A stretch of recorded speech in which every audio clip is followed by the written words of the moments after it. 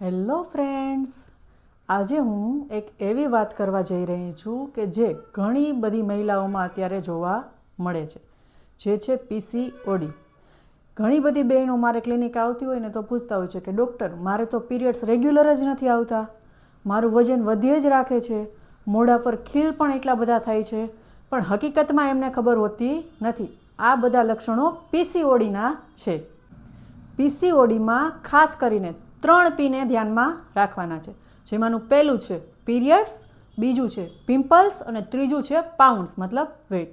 હવે જ્યારે બોડીમાં હોર્મોન્સ ડિસ્ટર્બન્સ થશે ને એટલે શું થશે, તમારા પીરિયડ્સ ઇરેગ્યુલર થઈ જશે, જે બીજું છે તો કે તમને વજન એકદમ વધવા માંડશે, ત્રીજું છે કે ફેસ ઉપર પિમ્પલ્સ આવવા માંડશે. અને હા, ગુડ ન્યૂઝ એ છે કે પીસીઓડી રિવર્સ થઈ શકે છે, કંટ્રોલ થઈ શકે છે. કેવી રીતે?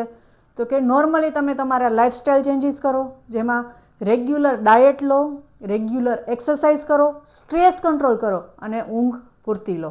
આ 4 વસ્તુ તમારું રેગ્યુલર થશે ને એટલે તમારું જે હોર્મોન્સ છે એ પ્રોપર થઈ જાય. પીસીઓડી છે એ કોઈ બીમારી નથી, પણ લાઇફસ્ટાઇલ કન્ડિશનથી થાય છે.